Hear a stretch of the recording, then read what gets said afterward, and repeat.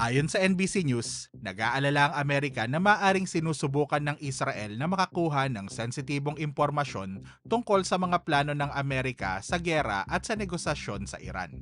Kung tama ang mga ulat, ano kaya ang impormasyong gustong malaman ng Israel at gaano kahalaga ang impormasyong ito para magduda ang Amerika na maaaring minamanmanan nito ng sarili nitong kaalyado? Yon ang pag-uusapan natin sa video na ito. Para mas maintindihan natin kung bakit mahalaga ang isyong ito, kailangan muna nating balikan kung bakit magkaalyado ang Amerika at Israel laban sa Iran. Para sa Israel, ang Iran ay isa sa mga pinakamalaking banta sa kanilang seguridad.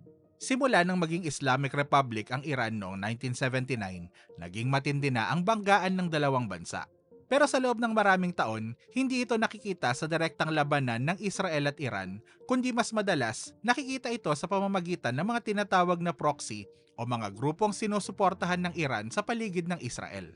Isa sa mga pinakamahalaga dito ay ang Hezbollah sa Lebanon, isang armadong grupo at political movement na matagal na ang sinusuportahan ng Iran at matinding kalaban ng Israel.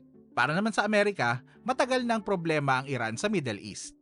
Andyan ang nuclear program ng Iran, andyan ang banta nito sa mga kaalyado ng Amerika sa rehiyon, at ang panggigipit o banta nito sa mga barkong dumadaan sa Strait of Hormuz.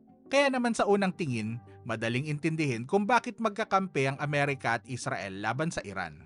Pareho nilang gustong pigilan ng Iran na magkaroon ng kakayahang gumawa ng nuclear weapons. At pareho rin nilang gusto na bawasan ang kakayahan ng Iran na gamitin ang mga proxy nito sa Middle East para umatake, manggulo o magpalawak ng kanilang impluensya. Sa short term o panandalian, tugma ang mga layunin ng Amerika at Israel. Pero kung susuriin natin ang pangmatagalan o long term na anggulo, iba ang makikita natin. Para sa Amerika, ang pinakamahalaga ay ang kontrolin kung saan papunta ang giyera. Kung papayag ang Iran sa mga kondisyong pabor sa interes ng Amerika, posibleng handa ang Amerika na itulak ang isang kasunduan para ihinto o pahupain ng labanan. Kabilang sa mga gustong mangyari ng Amerika ay ang pigilan ng Iran na magkaroon ng kakayahang gumawa ng nuclear weapons at ang pagpapanatiling bukas, ligtas at malaya ang paglalayag sa Strait of Hormuz. Malaki rin ang gastos ng isang tuloy-tuloy na giyera. Kahit Amerika pa ang pinakamakapangyarihang bansa sa mundo, hindi pa rin libre ang paggamit ng mga missile, drone, barko, eroplano, intelligence operations at deployment ng sundalo para sa giyera sa Iran. Isa pa, hindi lang Iran ang iniisip ng Amerika. May iba pa itong mga kalaban at kakompetensya sa ibang bahagi ng mundo.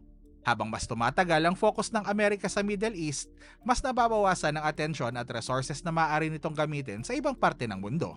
Kaya kung titignan mula sa pangmatagalang anggulo, mas pabor para sa Amerika ang isang mabilis pero kontroladong pagtatapos ng giyera. Basta makukuha nito ang mga kondisyong mahalaga sa seguridad at interes nito. Ngayon, tignan naman natin ang panig ng Israel. Para sa Israel, maaaring kulang kung maaayos lang ang nuclear program ng Iran at ang paglalayag sa Strait of Hormuz. Tulad ng nabanggit natin kanina, malaking banta sa seguridad ng Israel ang Iran at ang mga proxy nito sa paligid ng Middle East. Kung agad na matatapos ang giyera at kakayanin pa rin ng Iran at ng mga proxy nito na makabangon, maaaring bumalik lang ang dating problema para sa Israel. Maaaring magkaroon ng panandaliang kapayapaan. Pero kung sa likod nito ay makakapagpalakas ulit ang Iran, Hezbollah at ang iba pang mga proxy, mananatili pa rin ang banta sa seguridad ng Israel. Kung ang gusto ng Israel ay masigurong masihina muna ang Iran at ang mga proxy nito, maaaring hindi pabor sa Israel ang mabilis na pagtatapos ng giyera. Dahil dito, malaking bagay para sa Israel kung malalaman nila ang tunay na posisyon o mga plano ng Amerika sa mga negosasyon. Dito na pumapasok ang mga ulat tungkol sa espionage o paniniktik ng Israel. Ayon sa mga ulat mula sa American media outlets tulad ng New York Times at NBC News, maaaring may mga espiya ng Israel na nagmamanman umano sa mga negosyador ng Amerika. Kaugnay nito, may ulat din na itinaas umano ng Pentagon ang Counterintelligence Threat Assessment ng Amerika laban sa Israel. Siya nga pala, ang counterintelligence ay ang mga paraan ng isang bansa para tuklasin, pigilan at bantayan kung may ibang bansa na sumusubok mangalap ng sikretong impormasyon mula sa kanila. Ang Counterintelligence Threat Assessment naman ay ang paraan ng Amerika para sukatin kung gaano kalaki ang posibleng panganib na ang isang bansa tulad ng Israel ay maaaring mangalap ng sensitibo o lihim na impormasyon mula sa kanila. Kapag tumaas ang level ng ganitong assessment, Maaaring mas maging maingat ang Amerika sa kung anong impormasyon ang ibinabahagi nito at kung sino-sino lang ang maaaring makaalam ng sensitibong mga impormasyon. Kung totoo ang ulat na nilagay ito sa critical level pagdating sa Israel, malaking bagay yon dahil ang Israel ay hindi lang isang ordinaryong bansa para sa Amerika. Isa ito sa mga pinakamalapit nitong kaalyado sa Middle East. Kaya kung kailangang mag-alala at mag-ingat ng Amerika mula sa sarili nitong kaalyado, ibig sabihin, posibleng may mas malalim na problema sa likod ng alyansa. Lilinawin ko lang, hindi kinukumpirma ng Pentagon ang ulat, itinatanggi rin ng White House ang report, at itinatanggi ng Israel na naniniktik ito sa Amerika. Pero hindi na bago sa kasaysayan ng Amerika at Israel ang tensyon pagdating sa intelligence. Halimbawa nito ay ang Jonathan Pollard case. Si Pollard ay isang dating US Navy intelligence analyst na nahatulan dahil sa pagbibigay ng classified information o mga lihim na impormasyon ng Amerika sa Israel noong 1980s. Kabilang umano sa mga impormasyong binigay ni Pollard ang manual ng National Security Agency o NSA tungkol sa kung paano nangangalap ang Amerika ng tinatawag na signal intelligence.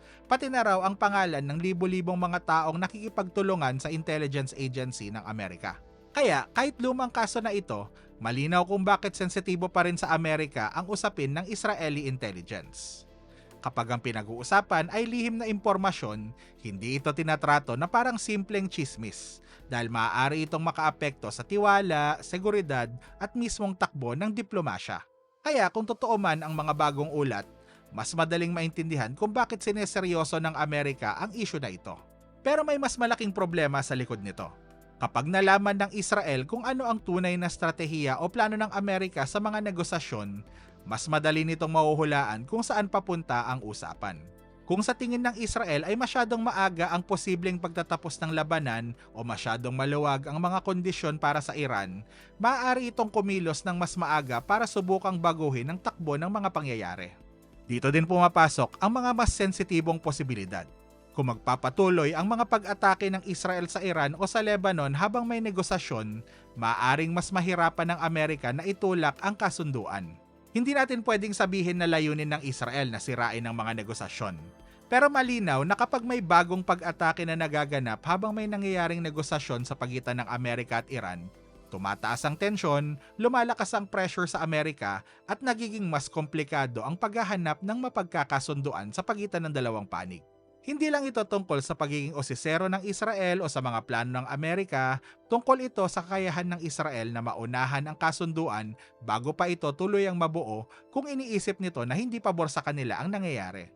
Habang sinusubukan ng Amerika na itulak ang negosasyon sa Iran, nananatiling malaking problema ang labanan sa pagitan ng Israel at Hezbollah. Para kasi sa Iran, mahalaga ang Hezbollah dahil isa ito sa mga pinakamahalagang kaalyado nito sa rehiyon. Para sa Israel, hindi pwedeng baliwalain ang Hezbollah dahil nasa hilagang bahagi lang ito ng Israel at nananatiling banta sa kanilang seguridad. Kaya dito nagiging komplikado ang sitwasyon. Para maisulong ng Amerika ang kasunduan sa Iran, kailangan nitong mapahupa ang tensyon sa Lebanon. Pero para sa Israel, hindi ligtas ang anumang kasunduan kung pagkatapos nito ay mananatiling malakas pa rin ang Hezbollah. Sa huli, ang isyu ng Amerika at Israel ay isang paalala na sa larangan ng geopolitics, ang pagiging magkaalyado ay hindi otomatikong nangangahulugan na pareho kayo ng gusto. Minsan, pareho lang kayo ng kalaban, pero magkaiba kayo ng nakikitang banta at magkaiba kayo ng gustong mangyari.